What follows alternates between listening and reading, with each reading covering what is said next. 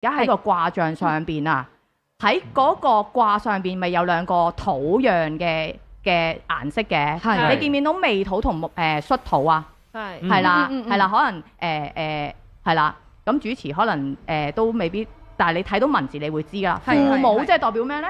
父母係咪代表祖國係咪啊？因為祖國哦，代表我哋本土啦，本土係啦，我哋係啦，因為佢問香港嘛，係咪？係咁我哋就唔好叉咗隻腳去另外嗰邊先。係咁咧，我哋呢個卦象咧，我哋係問緊我哋自己本土嘅嘢嘛，係有矛盾嘅，同埋咧係有少少褪後咗嘅。褪後咗啊！明唔明咩叫褪後咗啊？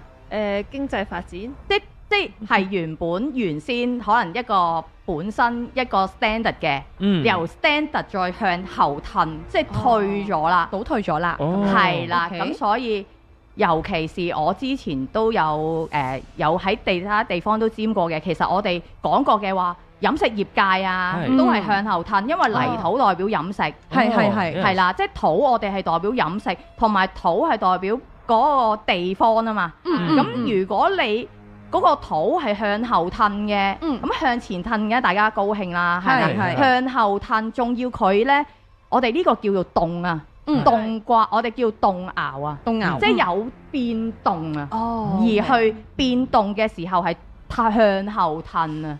OK，咁大家就即係最好就做好兩手準備啦，係嘛？即係如果自己想我想嚟緊會保障到自己嘅，有好多師傅都話，最好就係自己揸住啲現金先啊！係啊，竟然係，sorry 聽唔到，竟然係現金啊！即係唔係嗰啲樓啊嗰啲咁嘅嘢，反而因為有啲穩陣。嗱，呢個亦都好問題。係咯，土係咩啊？房地產啊嘛。如果呢個卦見向後褪嘅時候，即係話俾你聽咩意思啊？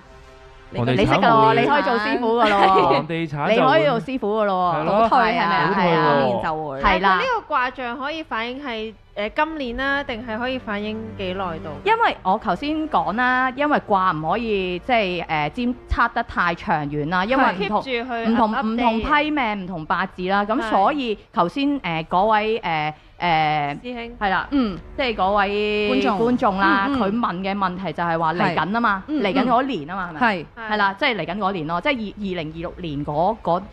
如果你想入市嘅話，咁你咪可以考慮下咯。係啊。即係佢退嘅就係你嘅有危有機嘛。我真係依家佢所講嘅災難就唔係真係現實，可能火山爆發啊、地震唔係呢啲啦，唔係天災嗰種。嗱，其實呢，如果你話有咩天災啦，咁仲有咩數？天災呢，其實係好明顯，一搭咗九運呢，即係你都見啦，最近我哋發生太多嘢啦，都關於火嘅事。